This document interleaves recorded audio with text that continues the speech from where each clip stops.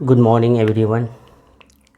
Okay बच्चों, पिछले class में हम लोगों ने फंक्शंस ऑफ इंडोप्लाज्मिक रेटिकुलम को मेंशन किया था।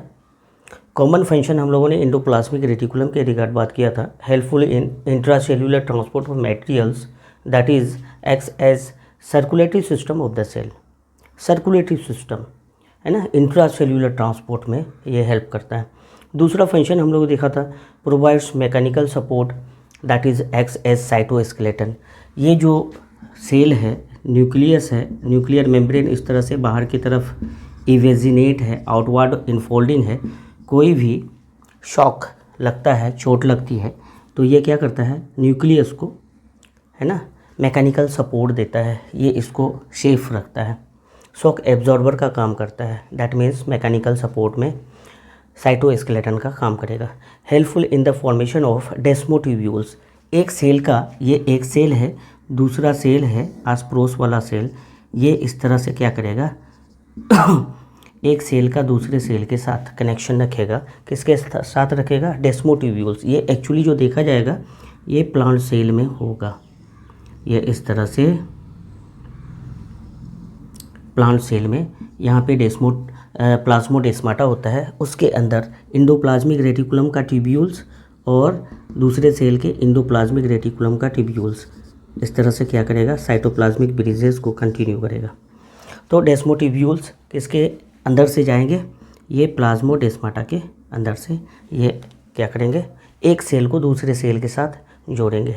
डेस्मोट्यूब्यूल्स क्या था? Extension of tubular endoplasmic reticulum between neighbouring cells आसपड़ोस का सेल्स थ्रू द प्लाज्मोडेस्माटा। यहाँ तक हम लोगों ने बात किया था। आज की क्लास में हम लोग function of rough endoplasmic reticulum देखेंगे। Function of rough endoplasmic reticulum.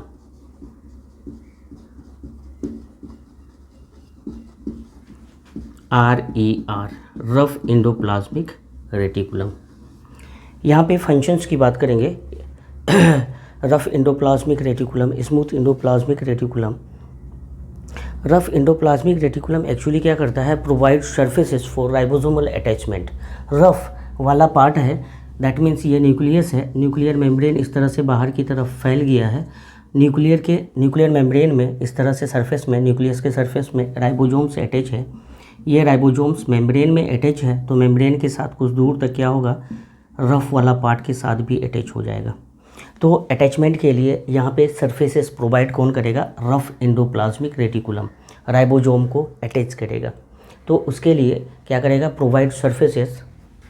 First function हम लोग देखेंगे, प्रोवाइड सरफेसेस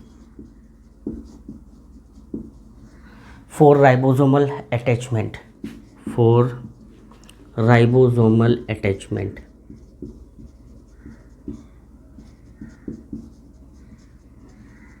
राइबोसोमल अटैचमेंट के लिए ये क्या करेगा? सरफेस प्रोवाइड करेगा। Okay, provide large surfaces area, large surface area for protein synthesis, है ना। ये क्या करेगा? Provide surfaces for ribosomal attachment. और अगर राइबोसोमल अटैचमेंट होगा रफ के साथ, रफ इंडोप्लाज्मिक रेटिकुलम के साथ, तो वहाँ पे क्या होगा? प्रोटीन सिंथेसिस ज़्यादा से ज़्यादा होगा। Large synthesis of, large amount of protein synthesis क्यों होगा? क्योंकि राइबोसोम्स यहाँ पे अटैच है। तो ये क्या करेगा? Provide surfaces for ribosomal attachment for protein synthesis, for more protein synthesis.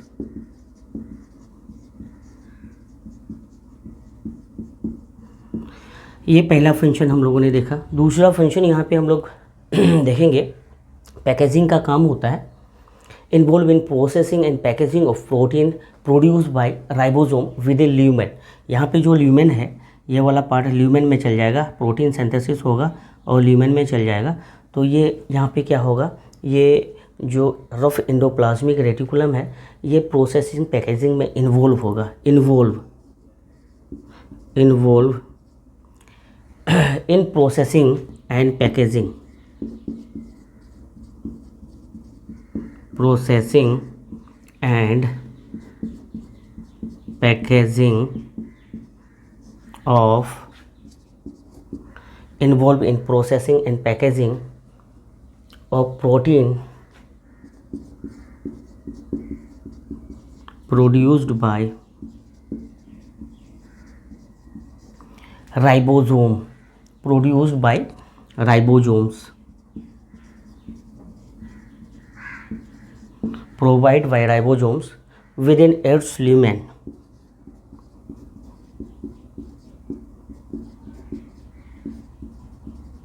Lumen के अंदर इस तरह से इन्वॉल्व होगा प्रोसेसिंग पैकेजिंग के लिए। कौन?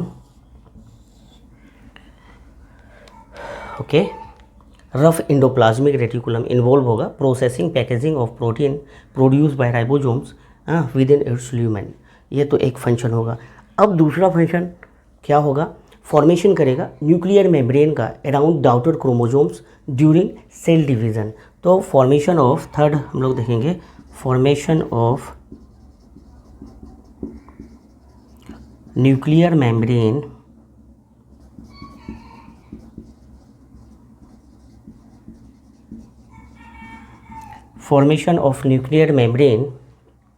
around the outer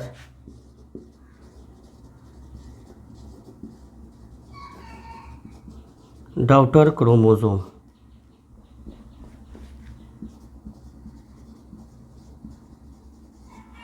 daughter chromosome के अराउंड ये क्या करेंगे? मेम्ब्रेन, न्यूक्लियर मेम्ब्रेन का फॉर्मेशन करेगा, है ना, ड्यूरिंग सेल डिवीज़न। कब? During cell division. Cell division के दौरान ये क्या करेगा? न्यूक्लियर मेम्ब्रेन का फॉर्मेशन करेगा।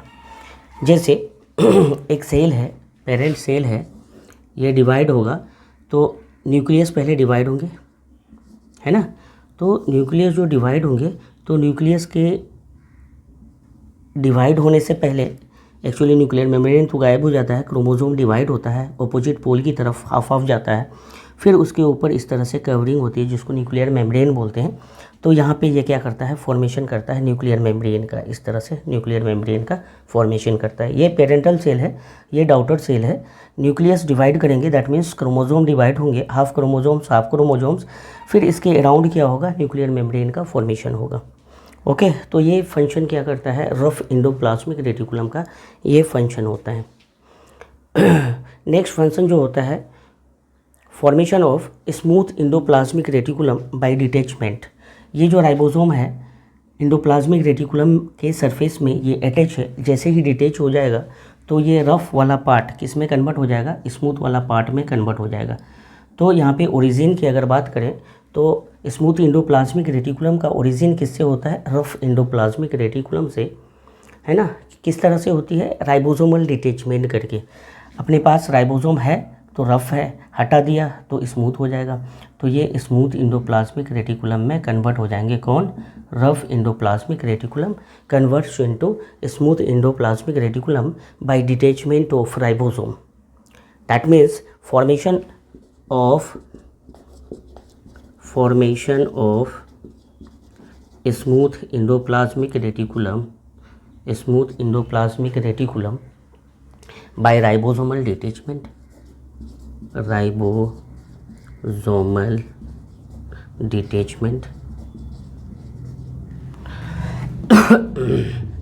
राइबोसोम को डिटैच कर देगा तो किसका फॉर्मेशन हो जाएगा?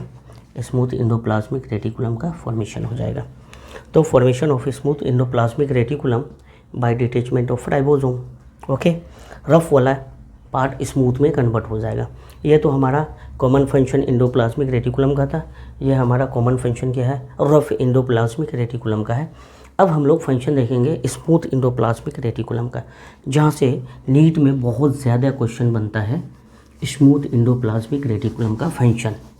एनसीईआरटी में ये सारा इस तरह से मेंशन नहीं है, बट क्वेश्चन बहुत ज़्यादा पूछता है, तो हेल्पफुल है कि तीनों के फंक्शन को हम लोग क्या करें? अलग अलग एक बार मेंशन करें। तो हम लोगों ने rough endoplasmic reticulum, that means उसमें स्मूथ और रफ दोनों आ गया, कॉमन फंक्शन आ गया। दूसरा हम लोग देखें रफ इंडोप्लाज्मिक रेटिकुलम का फंक्शन। तीसरा हम लोग देखेंगे स्मूथ इंडोप्लाज्मिक रेटिकुलम का function. Functions of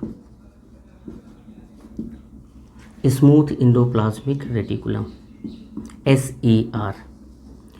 smooth endoplasmic reticulum ये सिंथेसिस करता है लिपिड का, कोलेस्ट्रॉल का, स्टेरॉइड का। तो इन्वॉल्व, फर्स्ट सेकंड करके करो, involve in synthesis of lipid, cholesterol and steroid.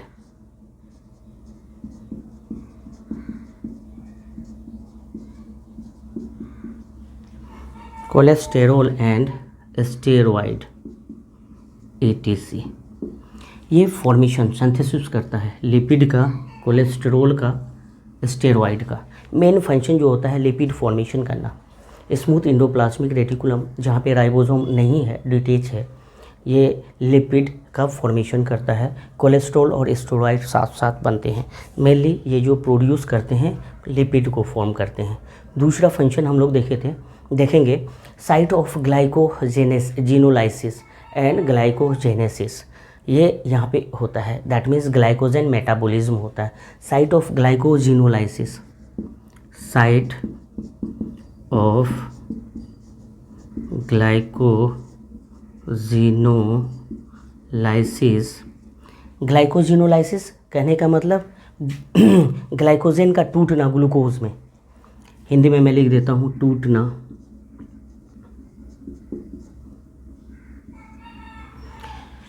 Site of glycogenolysis and glycogenesis and glycogenesis, बनना, ग्लूकोज का बनना। ग्लाइकोजेनोलाइसिस, ग्लाइकोजन का ग्लूकोज में टूटना। ग्लाइकोजेनेसिस, ग्लाइकोजन से glucose, glycogenesis that means glucose का बनना, और ग्लाइकोजेनोलाइसिस ग्लूकोज का टूटना, इस तरह से। तो ग्लाइकोजेनेसिस एंड ग्लाइकोजेनोलाइसिस ये दोनों प्रोसेस कहाँ पे होती है? स्मूथ इंडोप्लाज्मिक रेटिकुलम में होती है। That is involve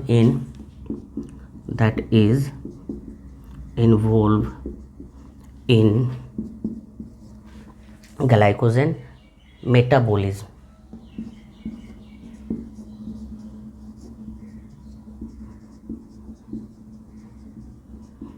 glycogen metabolism में इसका इन्वॉल्वमेंट होता है। देखो ग्लाइकोजेनेसिस ग्लूकोज का ग्लाइकोजन में बनना, इसको हम लोग क्या बोलते हैं? ग्लाइकोजेनेसिस। ग्लाइकोजन का फॉर्मेशन होना, ग्लूकोज से फॉर्मेशन होना ग्लाइकोजन का। बनने के प्रोसेस को क्या बोलते हैं? ये बनना प्रोसेस को हम लोग बोलते हैं ग्लाइकोजेनेसिस। क्या बोलते हैं? ग्लाइकोजेनेसिस। बट यही प्रोसेस ग्लाइकोजन से जब ग्लूकोज बनेंगे, इसको हम लोग बोलेंगे ग्लाइकोजन का टूटना, ग्लाइकोजेनोलाइसिस। इसको क्या बोलेंगे? ग्लाइकोजेनोलाइसिस। ये प्रोसेस होती है। ग्लूकोज का ग्लाइकोजन में कन्वर्ट होना, बनना, ग्लाइकोजेनेसिस। जेनेसिस मीन्स बनना, फॉर्मेशन होना, और ग्लाइकोजन का ग्लूकोज में कन्वर्ट होना क्या बोलते हैं? ग्लाइकोजेनोलाइसिस। तो ये प्रोसेस कहाँ पे होती है? स्मूथ इंडोप्लाज्मिक रेटिकुलम में होती है। वेरी वेरी इंपॉर्टेंट क्वेश्चन, यहाँ से बहुत बार क्वेश्चन बने हैं। Site of glycogenesis and glycogenolysis is smooth endoplasmic reticulum. दूसरा जो है साइट ऑफ डिटॉक्सिफिकेशन होता है। सेल में कोई भी toxic substance, harmful substance formation होता है। जब मेटाबॉलिक एक्टिविटी होती है तो हार्मफुल सब्सटेंस फॉर्मेशन होता है। तो स्मूथ इंडोप्लाज्मिक रेटिकुलम उस हार्मफुल सब्सटेंस को, टॉक्सिक सब्सटेंस को हार्मलेस और टॉक्सिकलेस, है ना, नॉन टॉक्सिक फॉर्म में कन्वर्ट करता है। तो साइट ऑफ डिटॉक्सिफिकेशन कौन होता है? Smooth endoplasmic reticulum. Site of detoxification, site of detoxification कौन है? स्मूथ इंडोप्लाज्मिक रेटिकुलम है। ये कन्वर्ट करता है, that is convert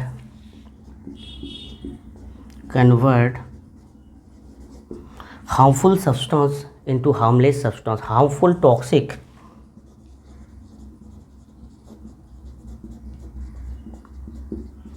harmful toxic substance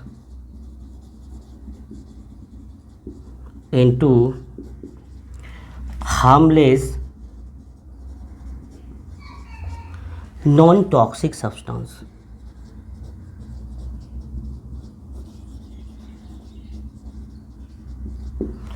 है ना, site of detoxification that is convert harmful toxic substance into harmless non toxic substance. इसमें convert करता है कोई भी सब्सटेंस हार्मफुल टॉक्सिक या फिर हार्मफुल हो, प्रोड्यूस होता है सेल के अंदर, तो ये स्मूथ एंडोप्लाज्मिक रेटिकुलम उसको क्या करता है, नॉन टॉक्सिक कर देता है. तो हम कह सकते हैं ऐसी जगह जहाँ पे क्या होती है, डिटॉक्सिफिकेशन होता है, टॉक्सिक सब्सटेंस टॉक्सिक लेस में कन्वर्ट होता है, उसको हम लोग बोलते हैं डिटॉक्सिफिकेशन. तो डिटॉक्सिफिकेशन प्रोसेस कहाँ पे होती है, स्मूथ एंडोप्लाज्मिक रेटिकुलम में होती है. दूसरा, smooth endoplasmic reticulum other cell organelles को बनाता है, cellular component like Golgi body हो गया, लाइसोसोम हो गया, वैक्यूल्स हो गया, इन सब का फॉर्मेशन भी करता है. तो नेक्स्ट फंक्शन हम लोग यहाँ पे मेंशन करेंगे. Fourth function, site of detoxification के बाद नेक्स्ट फंक्शन जो होगा, helpful in the formation of other cell organelle. In the formation of other cell organelle. Other cell organelle में या फिर कह सकते हैं अदर सेल्यूलर कंटेन, है ना, सेल ऑर्गेनेल और सेल्यूलर कंपोनेंट कह सकते हैं, और सेल्यूलर कंपोनेंट, सेल्यूलर कंपोनेंट्स का फॉर्मेशन करता है. लाइक अगर बात करें क्या क्या, लाइक गोल्गी बॉडी, जीबी कर देते हैं गोल्जी बॉडी. दूसरा लाइसोसोम, वैक्यूल्स,